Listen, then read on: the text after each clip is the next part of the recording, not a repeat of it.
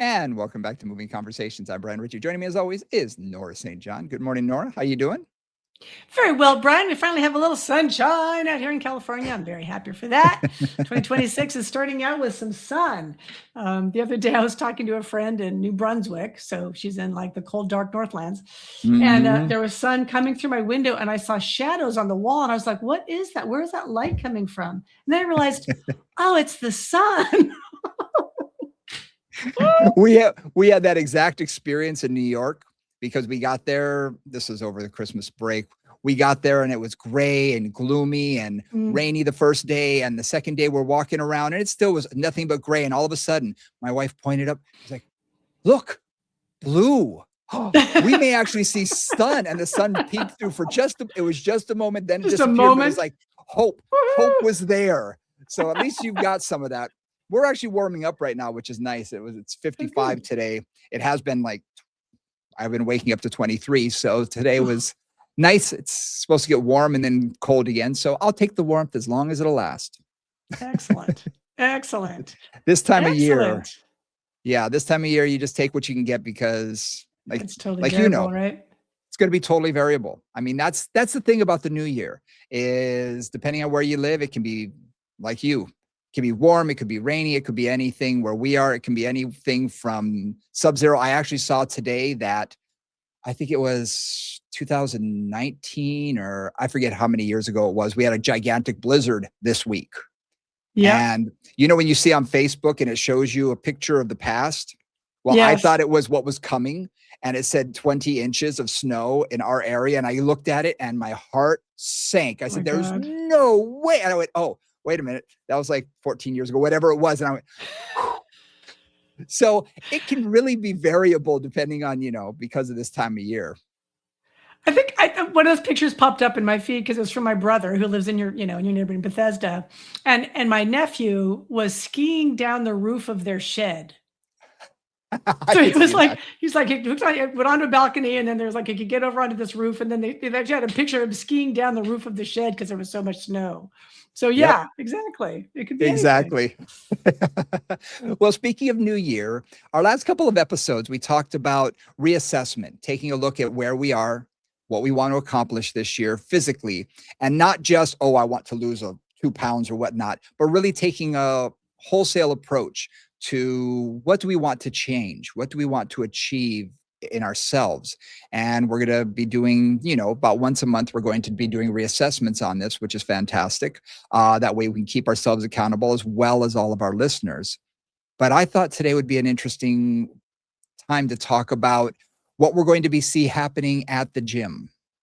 All these newbies coming in from out of the cold, literally where I am, and coming in and starting fresh, which good for them. I'm in the fitness business. I want people to be coming in. It frustrates the heck out of me when I'm trying to get on the equipment. However, I also know that they're going to be leaving in about 6 weeks, unfortunately, and then it'll be back to the normal people. But something that dawned on me is when do we start seeing a lot of people come into our facility is in February. And the reason is we specialize in rehabilitation. Well, people get injured at the gym. So I thought, let's talk about getting back into the swing of things and how to do it safely, what we should expect from our bodies and, how we can truly build back up safely and effectively so that we don't burn out for one, but we also don't get injured. Exactly. And I think Pilates studios are always a little bit different. Like we never had, again, because I was running a private studio, primarily not a class studio, which I'm sure is quite different. We Sure. never really had a big January rush, but to your point, we definitely had a February, March, early spring rush for a lot of the same reasons. And some of it Yeah. was because people had gotten a little enthusiastic in the January fame and shown up at the studio going, oh, my knee hurts or my ankle hurts or whatever. But also because people just hadn't kind of gotten back into their swing. And Hmm. and a lot of times, and I think this is true for a lot of the people that I know, and I'm talking to several of them recently have been said this to me. Well, it's the new year. I'm starting my 6 week program, whatever it is, whether it's Hmm. a body weight program or whether it's a gym program or whether it's a diet program. Like I'm starting my 6 weeks. And that's just so typical right now, Oh right? yeah. That, and yeah, that's all great. Like it's great to set a goal, to do something, to commit to something. But a couple things to think about. One is just, is that realistic for you? And understanding that, and that can take a little while to figure out. And the other thing I wanted to kind of bring up with this is adaptability, like understanding Hmm. that sometimes you go in with the best of intentions and you've got your program and you're doing the 8 things you're supposed to do, and then you hurt something. Hmm. And for many people, that's like, okay, and I'm done. And then you don't see them again until January. So just working through some of those concepts. Absolutely. Absolutely. Well, we've all been in that situation where we do go to the gym January 5th or 6th, and I'm looking at the calendar right now. So this weekend is going to be a busy weekend at the gym that, my family Yeah. and I go to. And I've told you we're staying away. I won't go Yep. in on Saturday or Sunday because I know they're going to be jam packed, all the newbies, and people will forget about gym etiquette. People who don't know it, don't understand it, and it becomes very frustrating for those of us who are regulars. I remember when I did group exercise, was teaching it. Everybody has their place in the room. All of your I was just regulars, thinking that. yeah, Exactly. have their place. This is my place. Right. And they can show up 10 minutes late. Everybody will relinquish that space, or it'll just stay empty until they show up. Everyone has their place. But this time of year, someone comes and takes that spot, and the person comes in, and you can just see the fury in their face. That's my spot. How dare they take my spot from me? Or the class is full and they Yeah. can't even get in. I think, Yeah. but I've been here every single week for the past 2 years, and I can't believe that you Exactly. wouldn't let me in. It's going to happen. And we have to go into the gym. And I told you, I'm only going to go in the afternoon during the week for a few weeks, maybe a month, maybe 6 weeks, when I know it's going to be a little less crowded and that I'll be able to do whatever I want. Luckily, I own a fitness facility, so I can just come in extra early in the morning or stay a little late and do my thing here. But not everybody has that luxury, obviously. But yeah, that frustration can really take its toll on people. And from the Pilates studio side, like that would happen with Pilates classes, right? Oh, Because yeah. you have Alice, who's been coming to Tuesday, Thursday morning at 10 o'clock since the beginning of time, Yep. right? And she always has the second reformer from the right. Like that's That's Alice's her spot. reformer. And Yes. everybody knows that, right? Most people just, that's Alice's spot. But then January 1st comes, or January 5th, or whatever it is. And, Georgia shows up, who of course is in the level 3 reformer class, even though she's never been on a reformer, but she thinks she's really fit, so she'll figure it out, right? And she just lays down on Alice's reformer, and that all that stuff is just so it is part of the beginning of the year. It is 100%. 100%. The other thing that we see, at least in the fitness world, is the fact that these people are starting from nothing. They have Yeah. not moved off their butt for a long time, and they probably have sat on their butt for the last few weeks, eating garbage, doing very little, and now they're going to exercise. So they join a club, they join a fitness facility, they join wherever. And what do they get? They get a few free sessions with a personal trainer. Now, there are some trainers out there who are phenomenal. I know some that would blow the socks off of you. I also know that a lot of times the people might get to the least common denominator of this industry. Well, they Someone might who, they might get the available one, yeah, or someone they who might get does the it new trainer who doesn't have a big book of clients yet. I mean, that's typically who you're going to exactly, get, right? Yeah. exactly. Yeah, you're going to get the person who has time on their schedule, who's usually very new, very green, Right. Yep. often young. Nothing against young. However, me myself, I learned as I got older that, you know what? My body doesn't respond the same at 30 that it did at 20. And it sure didn't at 40. And now that I'm in my 50s, it's like, are you kidding me? Are you kidding me? So I have a lot more respect for the human body of an older client than I ever did when I was in my 20s. So I see a lot of times someone takes someone who's mature, let's say, and hasn't exercised and are doing exercises that are, let's say, not feasible for them. They can't even do it right. They're doing deadlifts, they're doing squats, they're doing all of these things because I hate to say this, but a lot of trainers feel like I want them to be very sore after our first workout. So they're going to know they had a great workout and they're going to want to keep coming to me. I've heard that. I've heard those words before. And And I think, yeah. And I yeah. mean, I think about this from a Pilates studio perspective because it's a little bit different, right? But it can have some of the same elements. I mean, the example I Yeah. used before is somebody decides, oh, I want to start Pilates, but I've been a runner for the last 20 years. I'm really fit. I'm going to start at level 3. So then you've in those classes, if it's a group class situation, right? You've got a situation where you have a whole bunch of people coming forever. Any of Mhm. you who know Pilates out there, it's kind of complicated. You kind of have to know a little something to really do it with proficiency and even with safety. And then Mhm. you've got a room full of people that know what they're doing, and you've got two total newbies who think that they know everything, Yep. right? But who don't know where the springs are, don't know where the foot bar is supposed to be, all that. So everybody gets affected by that too. Different version of the same problem. And you may or may not have an instructor who's experienced with dealing with those situations, right? Because every time you've got multi levels, all of you who are instructors know that out there. Mhm. It always means you've got to work a little harder to kind of make everybody happy. Because either you can bring everything down to that beginner level, which will frustrate your regulars, or you can keep it at the regular level and lose your beginners. And it's always Mhm. that balance is always tough. And this time I of was year, going it's to say very tough. that's the challenge. That is the challenge because if you teach to the lowest of the group, then everybody else gets frustrated. They don't feel like they've had a workout. They are not challenged. But if you teach Right. over their head, the new people's heads, they're going to be totally lost. They're going to feel like they don't belong. They're not going to feel welcome or wanted. And they're going to best case scenario, they don't come back. Worst case scenario, they badmouth the instructor because, the instructor must have been terrible because, they couldn't, appeal to me and do what Right. I needed. They didn't pay any attention to me. Yeah. Right. Exactly. Yeah. And let's face it, if you need a one-on-one, in Pilates land, I have told so many people, do yourself a favor before you join a reformer class, have a series of one-on-ones on the reformer to understand the basics. I think that can be crucial to understand the springs, to understand positioning, to understand some of the basic exercises, because let's face it, we all know what footwork is, but to a newbie, they're going to say, what, huh? Foot, feet, what? You mean I Right. got to take off my Right. shoes? What do you mean I have to take off my shoes? It's that sort of thing that you shouldn't be in a level 3 class, but it happens.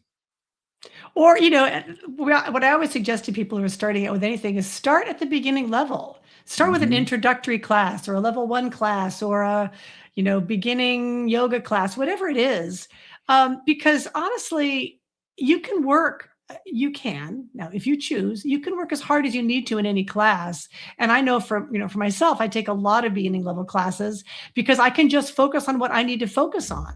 I'm Mhm. not doing crazy stuff. Choreography isn't wacky. It's not going really fast, but I can really focus on exactly what I need to be doing. Sure. And that's a lot of times the benefit of being a beginner again. Even if you've had experience, maybe you haven't done anything for 6 months, maybe you haven't done anything for 2 years. Start back at the beginning. You can always progress quickly after that once you realize where you are and how your body's doing. But give yourself a chance to just refamiliarize yourself with what is happening in this body, how does it feel, and what works. I was listening to an interview with a famous musician who was self-taught. He's risen through the ranks. He is an amazing musician. But he went with his children to one of these baby piano classes, one of these very beginner piano Hmm. classes, was sitting there, and the instructor came out and started drawing on a whiteboard a musical note. And he actually said, this is awesome. I'm actually going to learn music. I'm going to learn music theory. I'm actually going to learn this stuff now. And he Yeah. was excited to. And I'm thinking, you're there with your 3 or 4-year-old, but guess what? If you don't have those basics, you're really fighting uphill for the rest Yeah. of your, career. You really Yep. are. And you're always going to be, oh man, I really should have taken that beginner class. Take 1 or 2. If it's too easy for you, move on and move up. This is where imposter syndrome sets in. Right, it really does. And one of the things that I find makes people the most successful at working out regularly is confidence. Yeah, right? Feeling confident they know what they're doing, they know absolutely. what they're supposed to be doing. It's not confusing. They've got a clear plan. Like that's when people are successful. You Absolutely. know, if you're like, oh, I don't really know what I'm doing, and this is really hard, and like that insecurity does not make for a successful experience. No, no.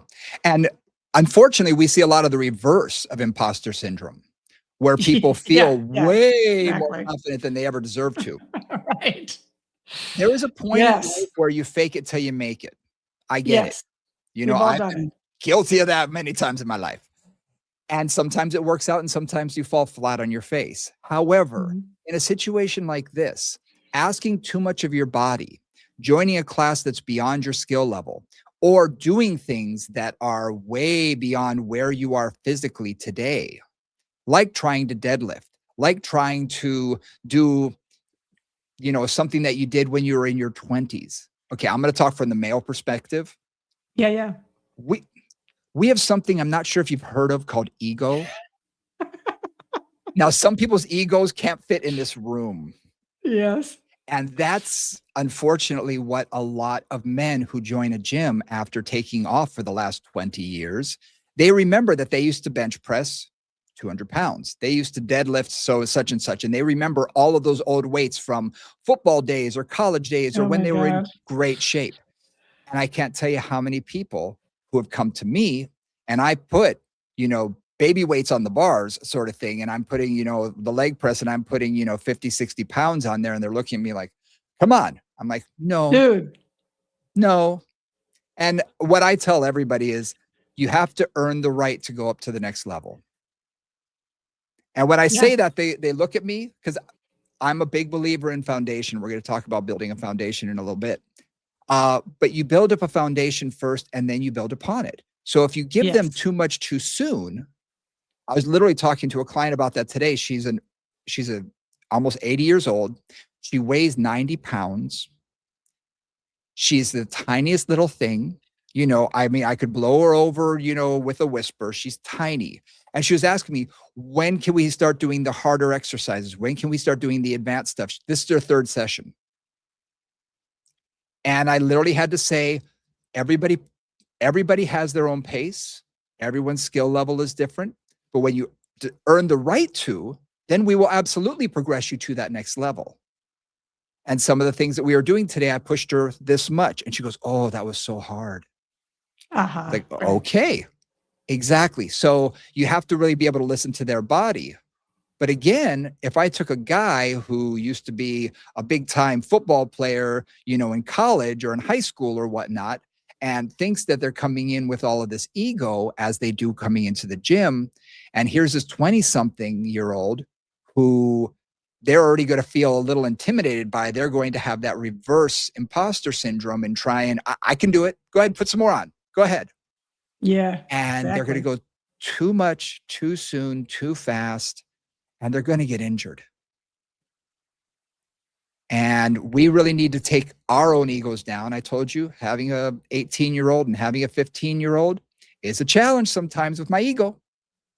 Because I'll go to the gym and I can still lift the weights that they are and I can lift a higher amount of repetitions. But when they want to push the weights up, I'm like, I don't want to. I'm happy Mhm. with this.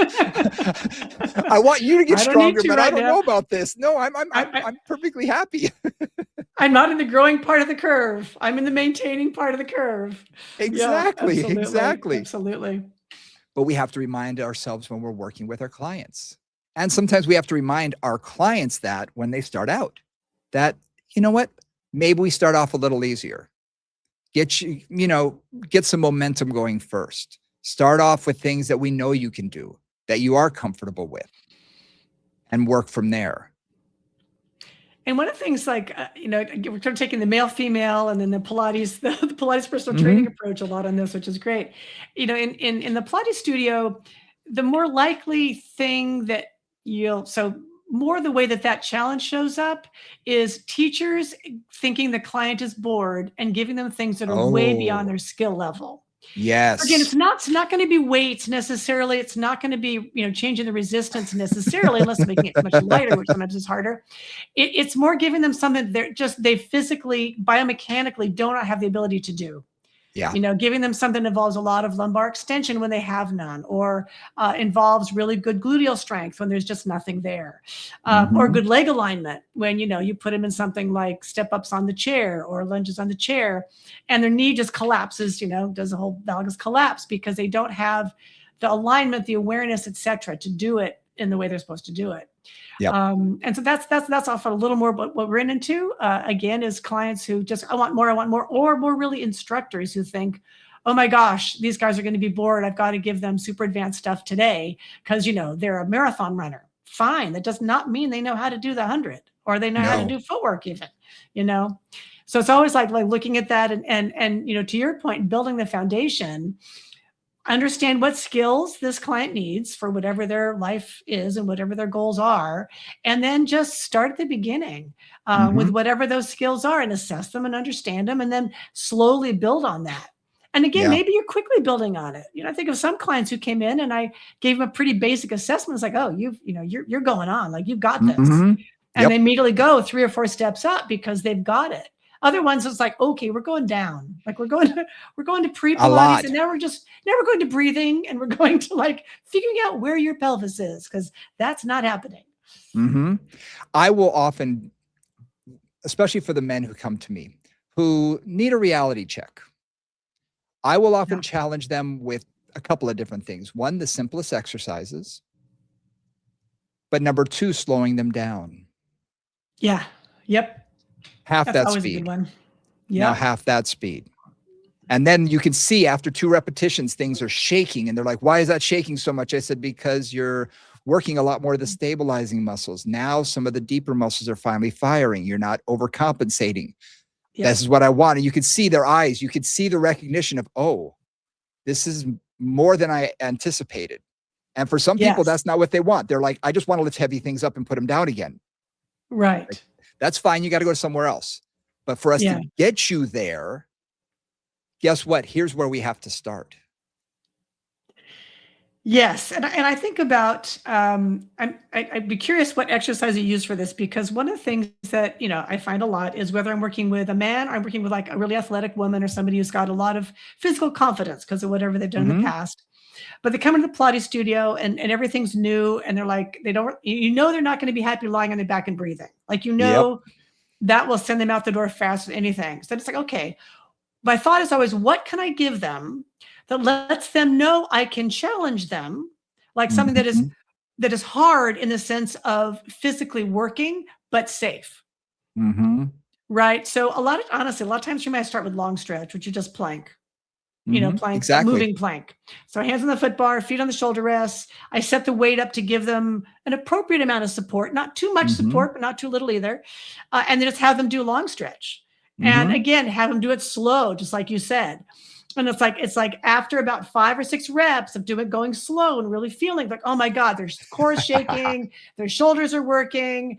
And what I call it, because I'm a girl and I grew up with a lot of brothers, I call it alpha-ing my clients. Yep. Right? Because especially if they're more athletic or if they're men, I kind of have to show them that I can kick their butt or at least make them work hard before they'll calm down enough to listen to me. Yep. Yep. Yeah. I I'll do things like that. A lot of times, if a lot of times they've come to me because they've had back pain in the past or something like that or whatever. Right. So they're Right. familiar with certain exercises. Uh-huh. So a lot of times I will build onto those exercises. And a great one is like dead bug Yeah. because they say, I've done this before. Fantastic. Okay, well, we're going to slow it down.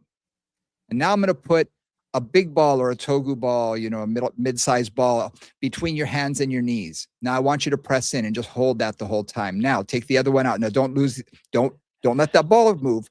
Don't. And they're pushing in and you can see I'm working choreography now as well. So Yes, now their exactly. brain is having to work overtime. Yes. Yes. And I'll go half that speed now.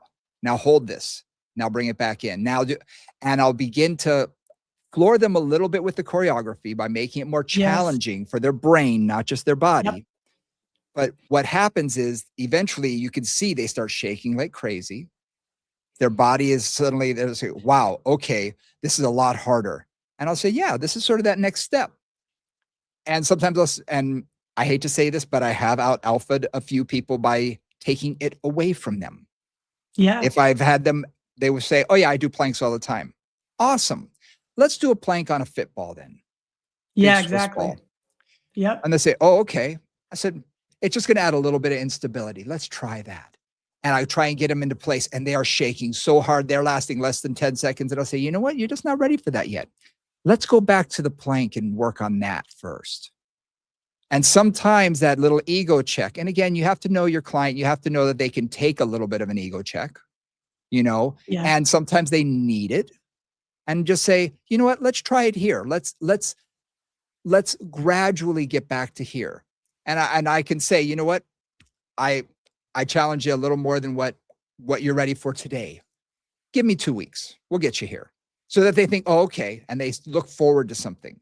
But they know, Nice. "Wow, yeah, he can kick my butt." And again, I kept them safe. I'm not going to hurt them. But now when I take them into a plank, I can get them in proper position, Yep. hold it, and then I might have them Yep. move one limb. I might have them toe tap, bring a knee in, whatever I'm going to have them do. Now they're like, Exactly. "Wow, this is a lot more challenging than I thought." I say, "Exactly." I said, it's there are I tell people this all the time. There are thousands upon thousands of exercises. If one doesn't work, try something else. If that doesn't work, try something Exactly. else. I'm going to find something that Exactly. works. Yeah. But also, I believe in that micro progression because it's like, let's find exactly where they are, challenge the heck out of them there. So a lot of times I'll use those as kind of my way of getting them into understanding that I know what I'm doing. What I love about that is two things. One is one of the things that I say a lot, or I've thought a lot anyway, is that clients who, because we used to, when I had my studio down in the Bay Area, there was a studio next to ours, or not too far from ours, that was pretty much a classical studio, and basically, they would do the typical reformer workouts of beginner, Mhm. intermediate, advanced, kind of in traditional order, every time. So a client would come in and they basically would get the same workout, pretty much every time, which was great. A lot of clients that worked really well for, but we always end up sharing clients, right? Mhm. They'd kind of go back and forth between them and us. And when they came to us, a lot of times it was like they didn't know why they were doing things. Their mind wasn't engaged. It was okay, push back, straighten your legs, push back. Mhm. And they weren't given that other piece of like why I'm doing this. Yeah, And I don't know about you, but what you're saying there is you physically, proprioceptively taught them the why. exactly. Right, that I'm not just mindlessly, like, lifting my arm and my leg. I mean, dead bug can be pretty mindless if you're just, like, Mhm. pretty mindless with it. Or it can be like, "Oh, I'm working this area, I'm working that area, I'm engaging this, I'm," and then Mhm. what I found for us was that our clients would stay for years because they were getting educated, because they Right. knew why they were coming, like, there was a purpose. Mhm. And I think that's also Mhm. just a really important thing about creating a foundation is you help them understand what the skills are you're trying to build, how you're trying to build them, and that gets them engaged in the process. Right. Right. How many people have come to you and they already know how to do a bridge? But let's face it, Millions. I mean, millions. they don't know how to do a bridge properly. They can't do a Right. bridge properly to save their life because they were taught by a doctor, a physical therapist, or something a long, long time ago, and it could have been taught correctly, but they've mutated it and made it their own over the years, whenever they've gotten on the ground to do it. And by the time he gets to us, it looks completely wacky. But to explain to someone here, I want you to get your abdominals engaged when we're doing this. What? What do you mean? Say, yeah, your glute, it's for your glutes too, and your hamstrings and all of this. However, let's get your abdominals engaged. Let's do that. And you make these small modifications. Yeah. And you're right. You're explaining the why behind it. And when you explain the why, like, oh, wow. Yeah. I say, so guess what? The bridge can also be a core exercise if done properly and should be. And they're like, "Oh, I never thought of it that way." Cool. We are educators. I think you and I are naturally that way because we do it with our Yeah. students all the time, so I can't That's just help what it we when I'm do. with clients. I'm always educating them because to me, it's kinda like if you own your own car and you know how to fix a bunch of the stuff on it, you feel more responsible for it. It makes you feel better. Well, this is my car. And Mm. for me, the more I can educate my client about their own body, it's like, look, you can take some responsibility for yourself. And that gives them a sense of, wow, I've learned something, I've accomplished something. So when they are doing an exercise at home, they know why. And I love it when they come in and say, I was teaching my husband this, and I was showing him Yeah, how they were doing it wrong for exactly. all these years. And I was like, well, I don't want y'all getting into a fight because of me. However, good for you. Right. So we're talking about plank, we're talking about dead bug. Another thing that I sometimes do is bridge, because you talked about, making the Yep. bridge more interesting. And with my clients who are, at least think they're really proficient, I'll put their feet on a roller. Oh yeah. Just to kind of let them know, like, okay, this isn't a mindless bridge. You got to pay attention here. You're going to get a bad Hmm. hamstring cramp, or that roller's going to go shooting out from underneath you, right? So it's Yep. just like those little things that take an exercise they're familiar with, like you do a dead bug Hmm. or a plank, and just helping them become more aware of it, more Absolutely. engaged in it, and more aware of what's happening with it or not happening with it, right? Again, mindful more than mindless exercise. 100%. You said the right word, engaging. You want Yeah. engagement. You want the client Yeah. to be there not just because they're your friend, but they're actually doing exercise and doing it properly.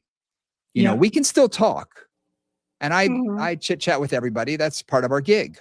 But they got to be doing the exercise properly. They have to be Yep. doing it right, and they have to be focused. And sometimes I'm like, psh, psh, enough. Stop. Exactly. Tell me Pay tell me about the attention. movie after this. Here we go. And they'll go, okay, got it. And you can see suddenly they have that focused look on their face. Okay, I'm Yep. focused now.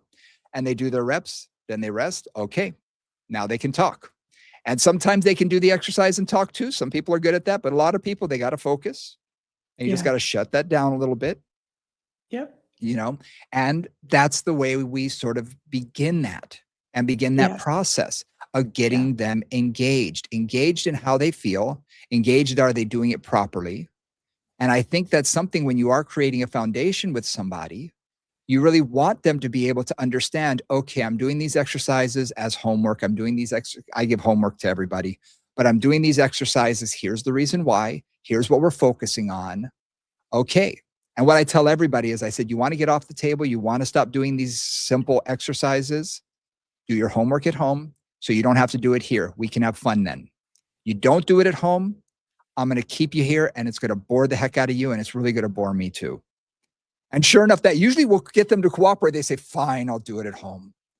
And then they come in, they're rocking it. I'm like, okay, I can see you've built up a strong foundation. Fantastic. We don't have to do toe taps anymore and dead bug. Right on. Let's move on, because that bores me too. Yeah. Absolutely. And we can do all the fun stuff, and I can challenge you in many, many, many different ways. And get them off the table. And so finally they're, doing fun things until they tell me, can't we just lay down on the table again? Which I hear a lot. I want to go back to not being able to do this work this hard. Exactly. Exactly. So creating that foundation is vital. And if you're going to the gym, for those of you who are not fitness professionals who have stumbled upon us and like to listen to us talk about fitness and Pilates, if you're getting back to the gym, or let's face it, there's a lot of instructors out there who may not do what they need to do for their own bodies on a regular basis. So you may decide, I need to start getting into it. Or maybe you're a Pilates instructor who wants to get into fitness, or a fitness instructor who wants to get into Pilates. Fantastic. Creating that foundation is vitally important, because everything gets built upon that. You can't build a house on sand. You got to build it on a solid piece of foundation. It's the same theory. And foundations can take a lot of different forms. We've talked a lot Mhm. about assessment and different things on this podcast. But I'm one of the things I think I'm focused on now is there are certain functional skills that I want clients to be able to have. And they're Mhm. really pretty simple. I want them to be able to get down and up, whether it's Yep. in and out of a chair and out of their car. So some versions of squatting kind of thing, some versions of lunging kinds of things. I want Mhm. them to have enough upper body strength to do something like a plank, and ideally even a push up. I want them to be able to lift something up safely. Let's say lift something off the floor and put it up overhead. I Mhm. want them to be able to rotate. Say, like, there's a bunch of things in my head that are Sure. always part of what foundation are we building and what skills are we trying to get for you? And then, you just grade it like, okay, well, you're at the very beginning of getting your legs to be straight. So we're going to start with footwork and in the reformer's land, footwork and feet and straps and things that just get your Yep. hips stronger and get three-dimensional strength around your legs. So they're not, knees aren't knocking and things like that. Yep. But what are the focuses? Like building that foundation is always really key. 100%. Understanding what you're looking for in your client is key, or in your own body. Yeah. I'm going to slightly change what I do. When I say slightly, I do mean slightly. If I have someone who's a golfer who wants to improve their golf game, but hasn't really exercised in 5 years, but plays golf regularly, okay, I may be looking at their body slightly differently than the grandfather who really doesn't care about golf or tennis or any of that, but does want to play with the grandkids and wants to go to the park and be able to, pick the grandchild up, and move around or do anything like that, or put them in and out of the car. Those are similar-ish skills from my standpoint. Okay, they need to be able to rotate. They've got to move through their hips. I'm going to be looking at certain things. But with my golfer, I may be fine-tuning other aspects of rotation. Yes. Whereas Absolutely. for the grandfather, it's like, okay, how much does the child weigh? Oh, okay, 15 kilos already. Got it.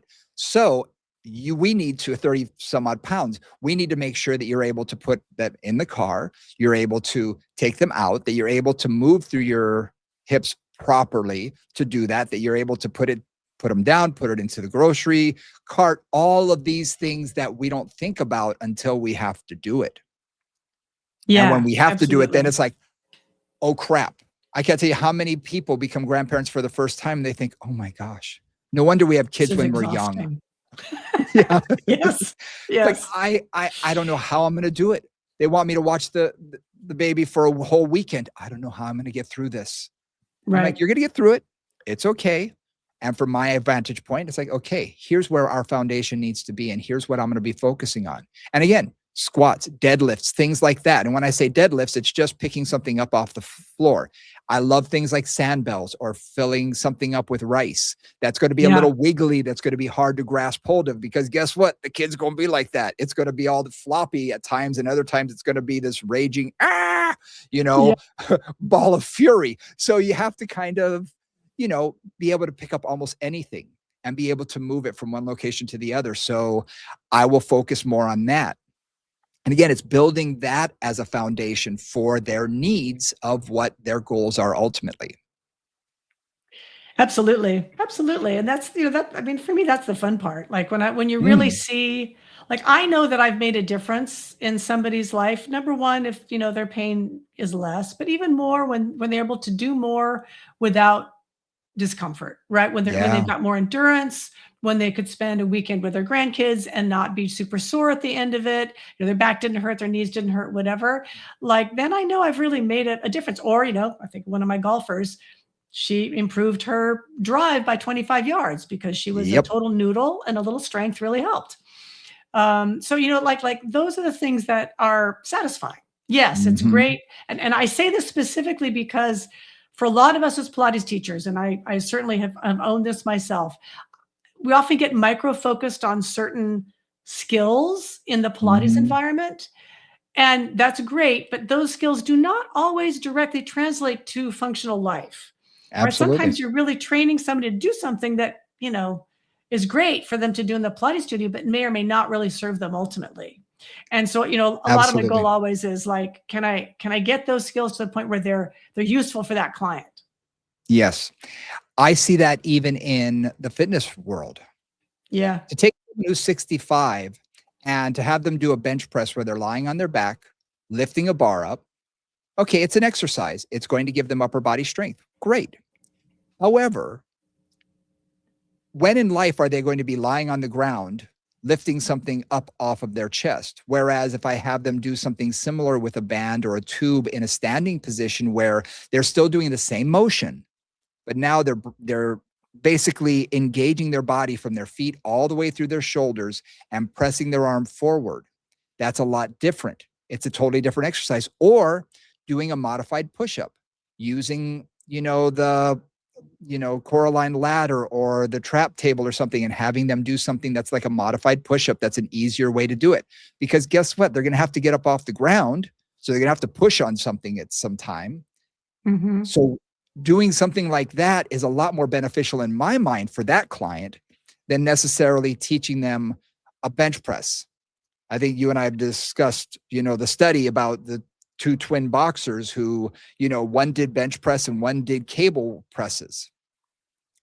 And at the end of the study, the person who did the cable press hit way harder than the person who did bench press, who, even though the bench press person was doing a lot more weight when you just looked at pure weight, because as soon as the glove touched touched the bag, basically is what they were pushing against, their body moved backwards. They Right. moved away from the target rather than the person who could really engage from the floor up and utilize their entire body strength through their arm. It becomes different. So for me, those goals become huge and will effectively change my programming on that and think, I'm going to choose this instead, because for them, they need this more than the ego trip of being able to bench press 135 or whatever. Right. So which the equivalent of that in the Pilates world, because it's related, right? If you're thinking about a bench press, the torso's essentially stabilized by the bench, right? So Exactly. the torso's not really needing to be involved in the process. Whereas if you're pushing something, like I'm picturing I used to have an old Volkswagen, which occasionally would die, and I would have to push it places. So it's a long time ago, but and I have to push it. And I could because I could, but I had to use my whole body to do it. My arms are not going to do it. Right. I had to push from my feet off the ground and push it Yep. forward.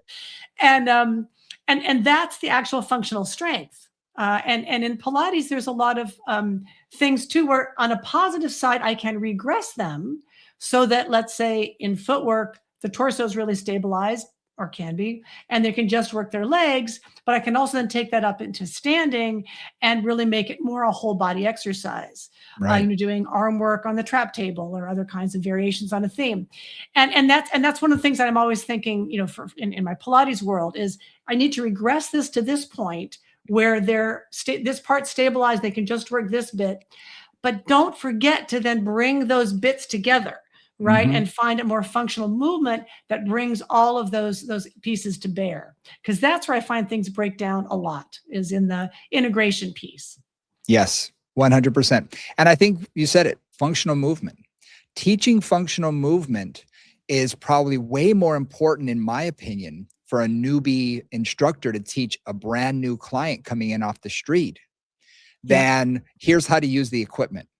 Because if I can Yep. get them to be able to get up off the floor, lunge, squat, Mhm. do simple pulling and pushing and rotation and doing all of that to start with, you can always add load later. You can Absolutely. always adjust load very easily, and they don't need to use this big fancy equipment. It's just people join a gym and I want to use the equipment. But what's going to help them in life a lot more is using their body through space more. And I'm not talking about necessarily using a suspension trainer or doing body weight exercises. I'm just talking about functional movement, finding those functional movement patterns and loading those, because those are much more beneficial for people in the end. Absolutely. Absolutely. Yeah, and that's where the foundation gets built. If Mm-hmm. somebody can do basic functional exercises, then you can always build on top of that. If every time, and the classic one for me is, we'll just take a squat or footwork on the reformer, similar Mm-hmm. thing. What's their alignment like on that? Do the Yeah. hips, knees, and ankles stay in line if they're in a parallel position? Or do their knees knock? Do their knees go wide? Do they roll up the outside of their feet? Do they roll up on the inside of their ankles? If they roll up onto a heel lift or releve, like, do they stay centered or not? Like, Mm-hmm. those fundamental things mean that if they can't do that in that environment where I'm, watching them in a squat or I'm watching them do footwork, then they're not doing that when they're doing ordinary activities all the way around the house, right? Or all the way Yeah. around their life.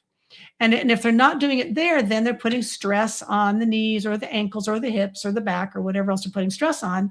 And that's where I go back again. Okay, how am I going to build this foundation so that it will, again, ideally put less stress on the rest of the body? Yeah. And if you think about it, if they're working out 3 times a week for an hour, Well, that's 3 hours of 168 hours a week. I think I got the math right there.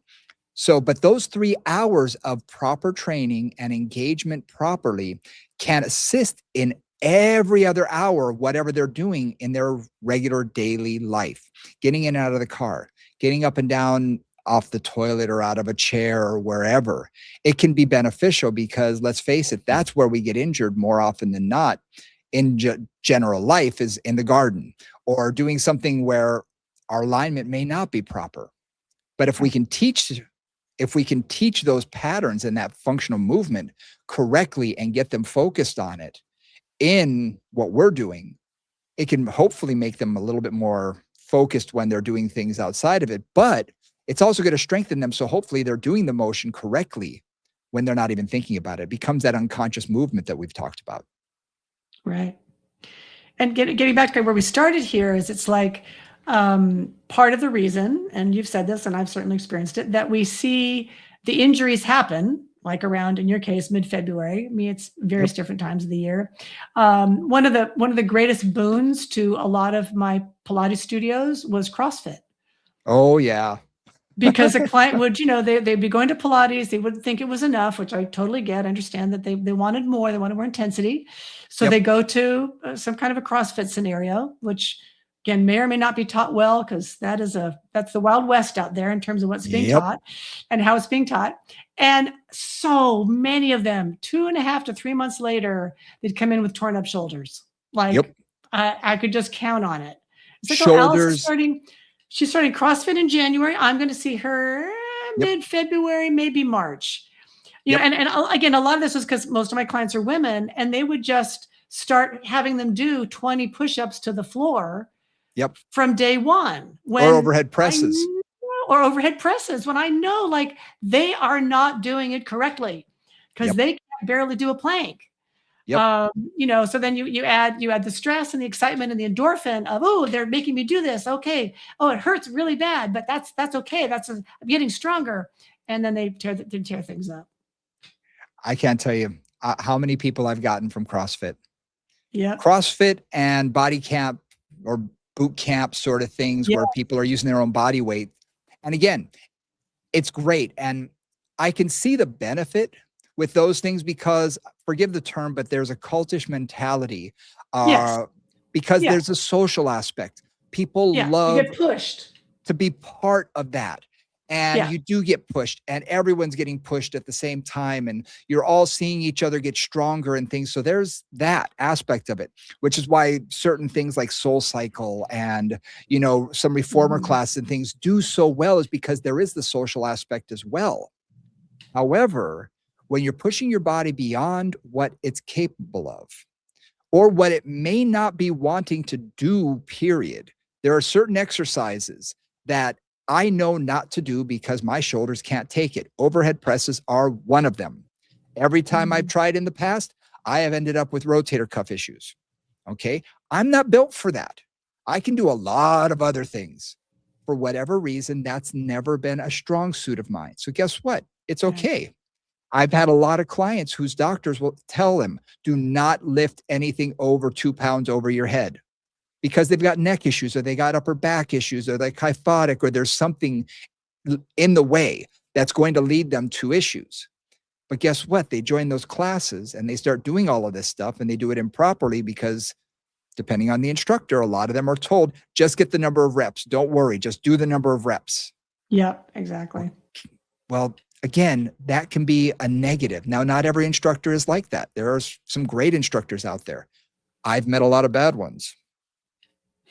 Yep. And, it may have worked for their bodies. It's like we know great yogis. We also know a whole lot of terrible yoga instructors who force people to do postures that may not be ready, their bodies may not be ready for. And it ends up hurting them. And it goes that way in fitness and Pilates and everything. There's good and bad. But for us, we really want to take a look at what can the client do? What can they do safely? That's why that assessment piece is so important. What can they do? Let's have them start off with this much. And I'll tell people, today's going to feel easy. I want it to. We're going to build on this. If today feels way, way, way too hard, we've done way more than we should. I want this to be a little challenging, maybe even just mentally, but I want it to be physically like, okay, I got this. I feel comfortable. Okay. And then the next session, we'll do a little bit more. And the next session, we'll do a little bit more. And guess what? 6 months from now, you've made humongous gains, tremendous gains, but you're not going to make them in the next 3 weeks. It's going to take time. Which is always the hard part, right? It Not is. everybody wants to take the time. Yeah, exactly. Yeah. Exactly. There's something else in there. Yeah. Yeah. One other thing that I often think about is when you're trying to make progress, and this is something that statistically they've worked on forever, people that stay consistent in the gym, they always say, and this is a little bit of a random number, but they say they give 80%. Yeah. They don't give 100%. And I'm sure there are days when they give 100% because they're just super excited about something or they're Hmm. on fire for some reason. But basically, slow and steady wins the race. Yep. Again, just going harder, faster, longer is not necessarily going to make the gains you want to make. The gains you want to make come from steady, consistent, slow progress, right? Hmm. Horrifying to say and horrifying to experience for most clients because they all want something to happen in like a week and a half. But that's the truth. That's the truth with the body. It And takes time. it's that way with us as well. Yeah. Yesterday, Yep. I wanted to work out, and it had been a little bit since I'd worked out, as regularly as I would like. I do a lot of cardio, but I said, okay, I'm going to do some weights. But I also knew I had 20 minutes only. I had done my cardio and I had 20 minutes. Now I could have blasted my body. I was like, no, I'm going to pick 5 exercises Yeah. and I'm going to pick a weight that I know I can do 15 to 20 repetitions of. I'm going to focus on form. I'm going to focus on range of motion. I want to feel good after this. And at the end of it, I was like, yeah, that feels good. I had a little bit of a muscle pump. I was like, okay, feel good. Okay, good. That's enough for today. Guess what? Today, I'm not sore. Right. I was a little nervous. I was like, well, it's been, a couple of weeks since I've done this. It might be a little bit. And some of the exercises I hadn't done for a little while, but I was like, no, I feel great. And again, start off small.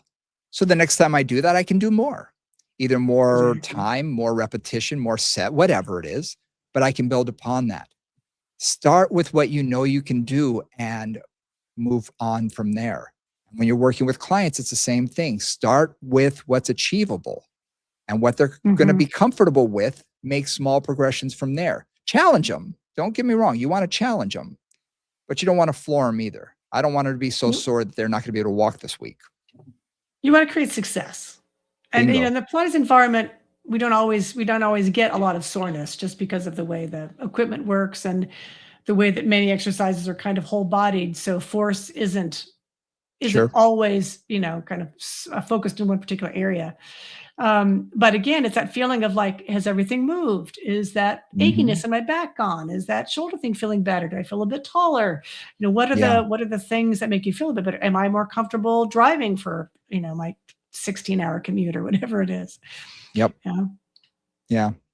So be gentle to your body and be gentle to your clients. I think that's where we're coming from today. Hmm. Is we all want to start off and just, get this. Take it easy. Take it easy. You don't have to accomplish it today. You don't even have to accomplish it in a week. We really would love it. And gyms hate this notion, by the way. Gyms love the people who pay lots of money every year and never show up. They love Yes, those they people. do. Those are their If favorite everybody clients. who had a gym membership showed up on a Saturday, guess what? There'd be no parking. No one could even walk in the door. Exactly. So they love people who disappear. We want to create that client who's going to keep coming back, who's Yeah. going to want to come back, who sees Mhm. success, who feels like, this is where I belong. This is what I want to do. And who And who feels part of understands it. why they're there, right? But Yeah, feels part of this community, but also understands why they're there. absolutely. Absolutely. So that's really what we want to create. And if we've done our job right, hopefully we've done that. And it's what keeps clients coming back. I've joked, I've got a number of clients who are looking for regular time slots, and I've got a long list of them. And I keep saying, but nobody's quit. And they say, well, when's the last person who's quit? I said, 4 years ago.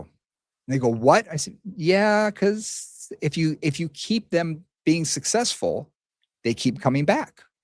And that's why I have a staff, and I like to, new people go to them, but people want to see me as well. So if they're seeing success, there's no reason for them to want to go anywhere else.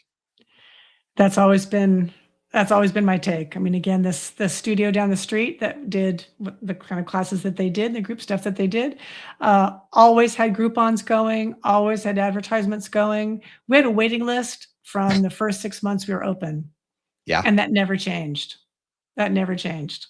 And I had clients who I saw for 16 years, which was ridiculous, but like just really literally forever.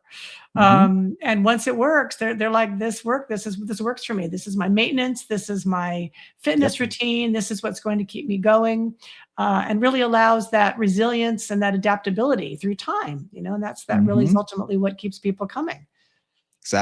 Exactly. Well, hopefully we gave you some ideas and some thoughts for yourself as well as the clients that come in to see you, and a little jumpstart for the new year. Like I say, we talked about the deeper dive of what we want to accomplish with ourselves physically, but more, I think, on almost want to say a metaphysical level, more of a deeper level than just I want stronger biceps or, that sort of thing, or a better golf game. But now it is, okay, you're in the gym. What do we need to do? And for the client that's coming in to see you for the first time and they're a little intimidated, you don't want to hurt them. You want them to keep coming back. So hopefully we've given you a few helpful tidbits. Indeed. A little some food for thought for the new year. Exactly. Well, thank you so much for joining us. We really do appreciate it. You can always reach out to us. We will respond in every way that you reach out, whether on email on movingconvos@gmail.com, through Instagram, Moving Convos. Those are the easiest ways to get in touch with us. Do hit that like and subscribe button. We really appreciate it every time you do. It really helps us out. So please do. And for Nora St. John, I'm Brian Ritchie. We'll see y'all next week. Bye, guys.